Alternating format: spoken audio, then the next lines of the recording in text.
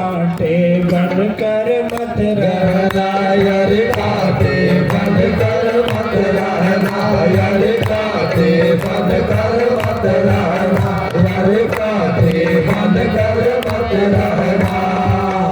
देखिए दिव्यात्माएं, यह शक्ति का प्रयोग अपने अनुभव से आदमी कहीं लगा सकता है, अपने इच्छा अनुसार कहीं लगा सकता है।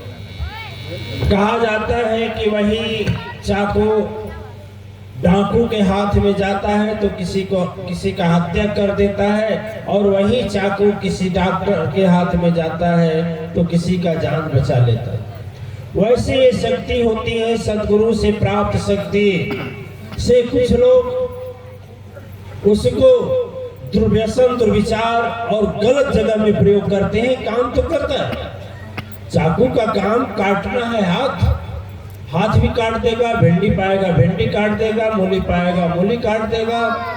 वो नहीं पहचानेगा कि यह किसका हाथ है, राजा का हाथ है कि गरीब का हाथ है, जो बनाया है उसका हाथ है कि जो पैसा देकर खरीदा है उसका हाथ है। किसी की अंगुली पाएगा तो काटेगा ना जी। उसी तरह से वो शक्ति होती है, जो सद्गुरु से शक्ति मिलती है, वह शक्ति या सिद्धि, वह से चाहे तो आप अच्छा भी काम कर सकते हैं, चाहे तो बुरा काम कर सकते हैं। समय का चक्र ऐसा चला कि एक दिन वो तो चला गया, और गुरु जी यही बताए कि देखो, यदि भला किसी का मत करना तो बुरा भी मत करना, यदि फूल नहीं बन पाते हो तो कांटा भी बन करके मत रहना।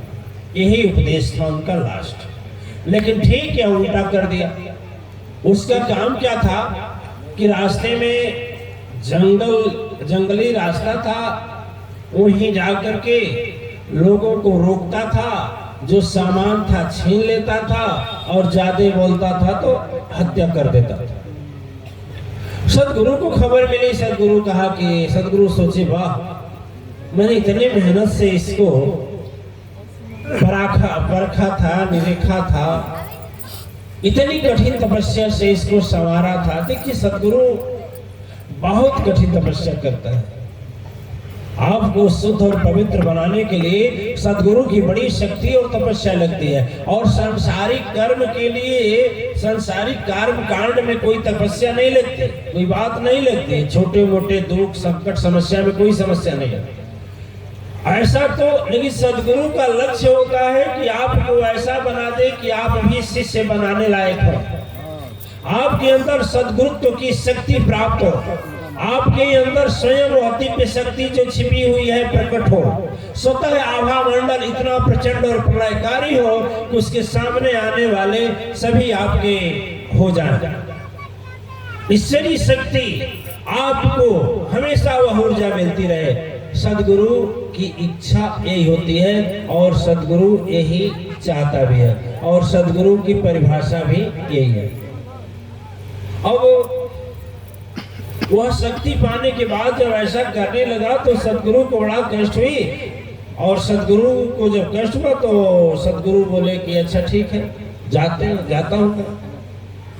और दिव्य आत्माएं, पूर्णिमा की रात थी, पूर्णिमा समझ रहे ना, पूर्णिमा पूर्णमासी, पूर्णिमा की रात थी, चंद्रमा बड़े तीव्रता से थे, रात 12 बजने वाले थे, और गौतम जी चले गए।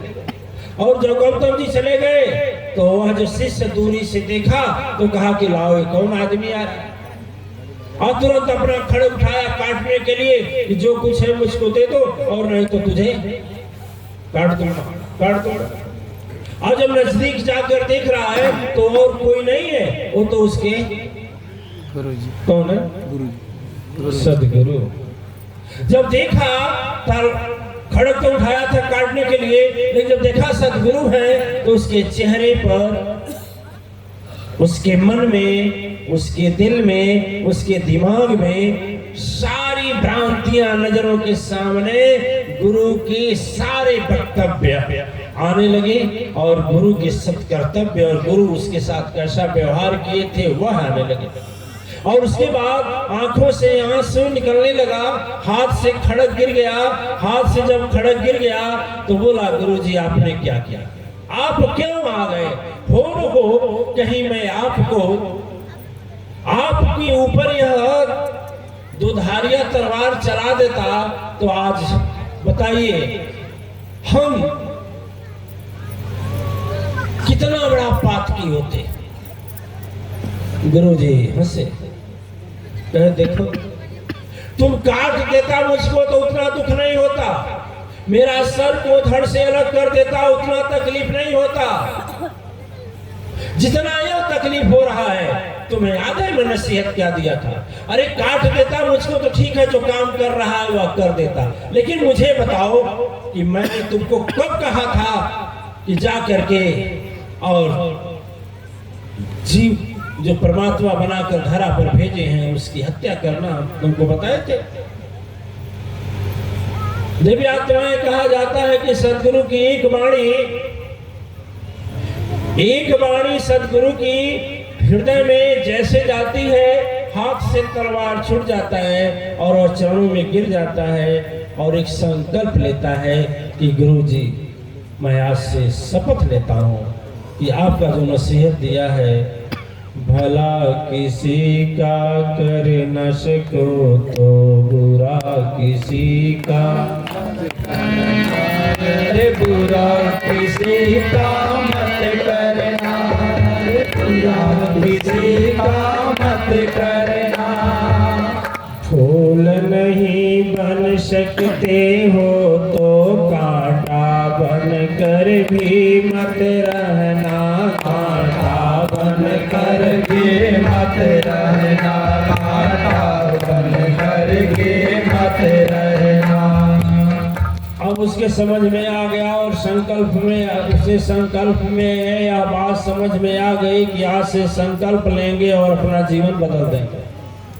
दिव्य आत्माएं उसी तरह से जब सदगुरु से दीक्षा लेकर आप लोग भी अपने मार्ग से भटक जाते हैं, सदगुरु को ही भूल जाते हैं, सदगुरु के ही यहाँ आना जाना बंद कर देते हैं और सदगुरु से ही दूरी इतना बना लेते हैं, तो सदगुरु के हृदय में अंतःकरण में यह शक्ति जो है ना बहुत विद्युलित करती है और माया जब आपको जीत लेती है, आपको अपने चंगल में फंसा करके संसार के संकट समस्याओं को इतना दे देती है कि जिस संकट और समस्याओं से उबरने के लिए आप त्राहि करने लगते हैं, तो फिर उसी सदगुरु के पास पहुंचते हैं। तो सदगुरु बोलते हैं कि आज यदि तू मेरे दिए हुए संकल्प को पूर्ण करता तो आज तेरी यह गति नहीं होती।